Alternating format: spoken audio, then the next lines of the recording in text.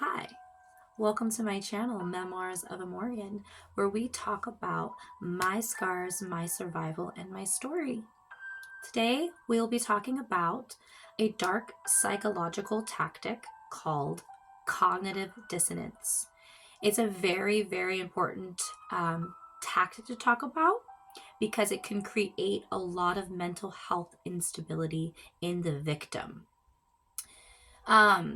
Cognitive dissonance became a theory in the 1950s by a psychologist called Leon Festinger. Cognitive dissonance is a psychological phenomenon where a person's beliefs, values, and experiences are simultaneously contradicted at the same time. So it would be belief over behavior or behavior over belief. Now, how does this correlate with narcissism, do you ask, or an abusive partner per se, not just in narcissism? Well, it starts very, very subtle. Narcissists have a very low level, if any, cognitive dissonance. Their beliefs are always right and true, they're never in the wrong, and pretty much you don't question or ask why to their contradictions even. In a narcissist relationship, the victim tries to reconcile the narcissist's contradictory behavior. So, a lot of the time with the narcissist, you'll hear things like, I know I hurt you, but I love you. So, why are you so upset? So, the victim will then say, he says he loves me, but he treats me horribly. He says, I love you, and then he says, I hate you. That's cognitive dissonance. Basically, the abuser contradicts actions, words, and behaviors with another form of abuse or behavior. Narcissists create cognitive dissonance by using these tactics.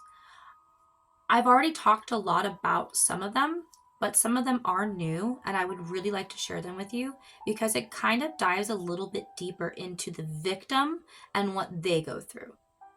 I'm going to kind of focus more on how the victim feels in the cognitive dissonance state, because I lived with cognitive dissonance for many, many years of my life until finally I got away from my abuser and I was able to heal, find myself again.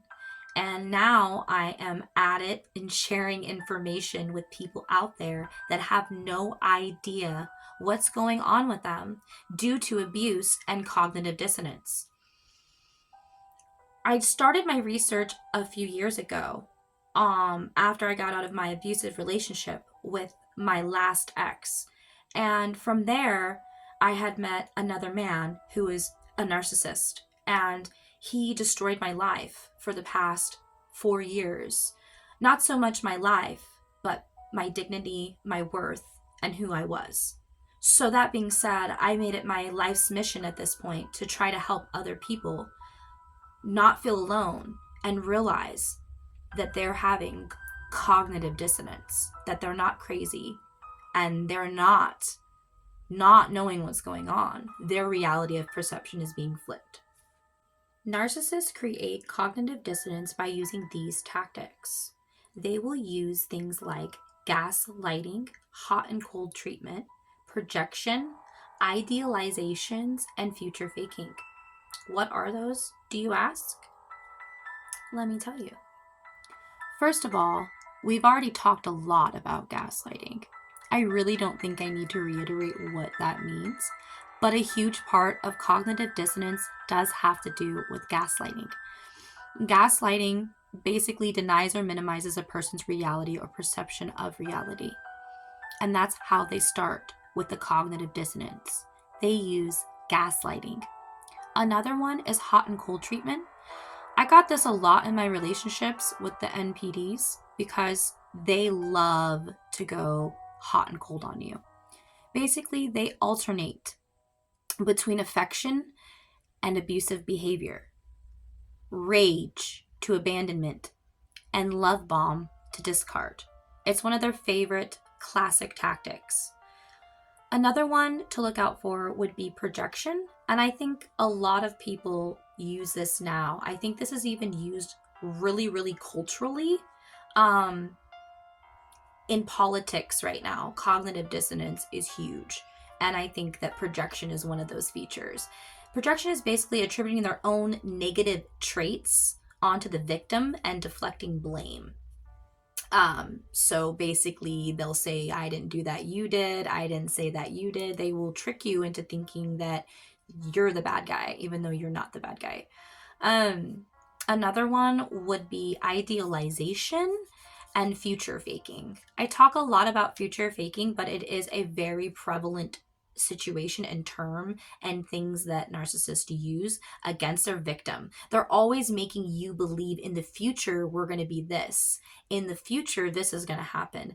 I will take care of you. I will change for you. But they're never ever going to do those things. Don't ever think a narcissist is actually going to do that, because their whole plan is to discard you at the end anyways. So all those future plans are basically them future faking their own image of themselves with you, but it's an idealized fantasy. Let's talk about the effects of cognitive dissonance on the actual victim. I had a lot of issues after I got out of the relationship with my ex about my self-worth. He broke me psychologically. He broke me emotionally, and he broke my worth. And I think that's been the hardest thing to get back as a person, is your worth.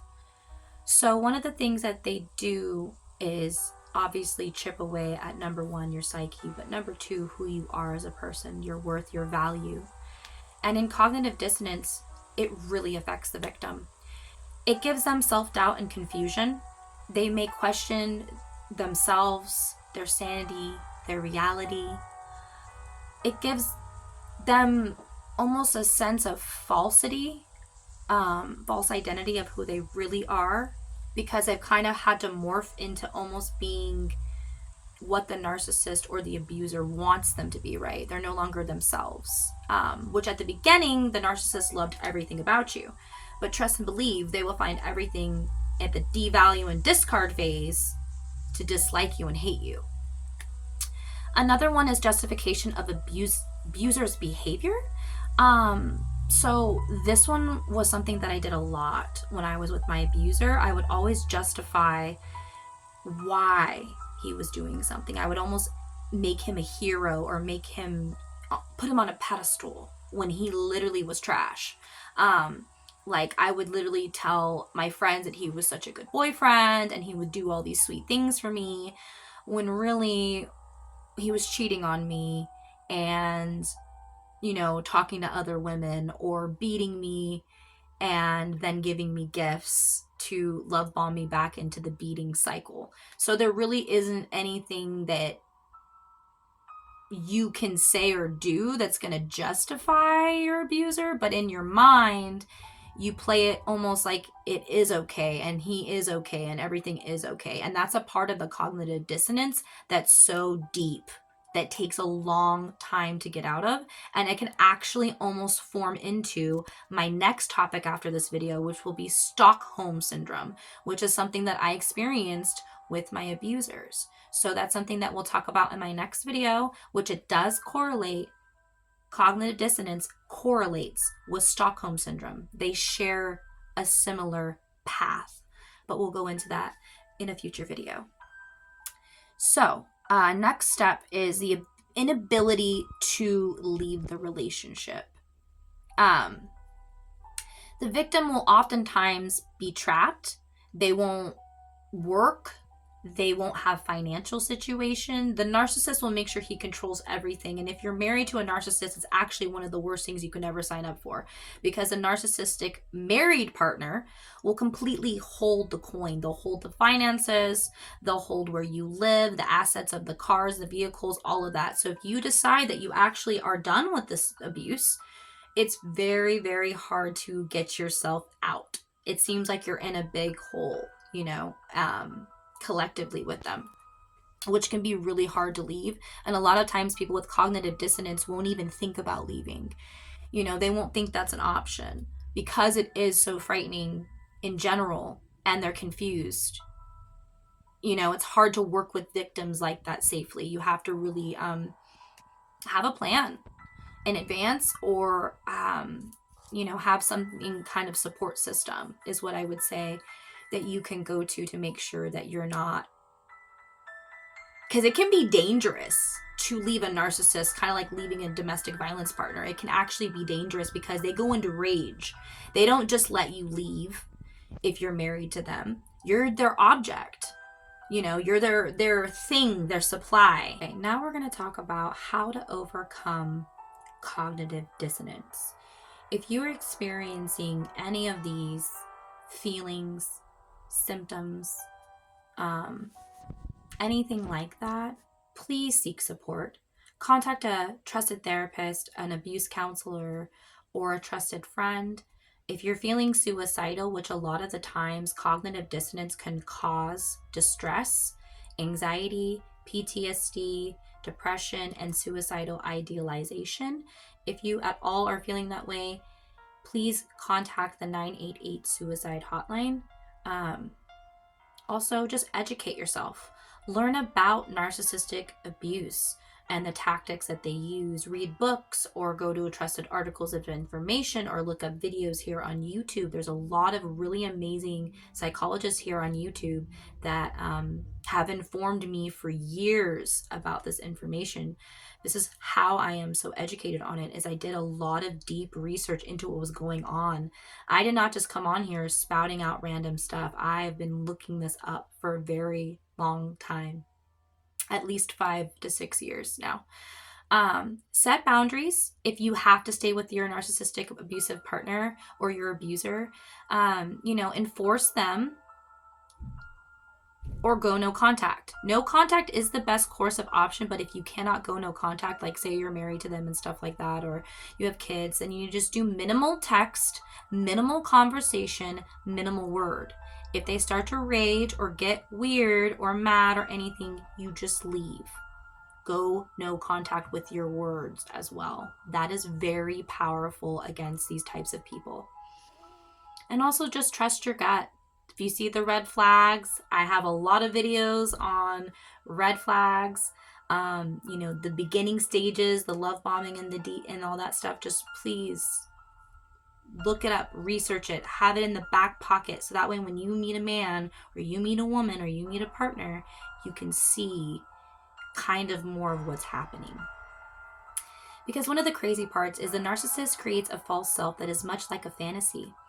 And in that fantasy, in their minds, you're the player in the fantasy.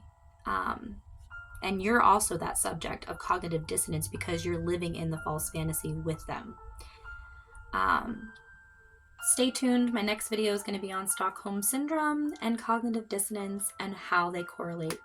I hope you found this information very, very pliable and informative. Remember, I'm not a psychologist. I'm not a professional. So if you need to seek help, please seek help and support. This was just for entertainment and educational purposes only. I hope you have a beautiful, blessed day.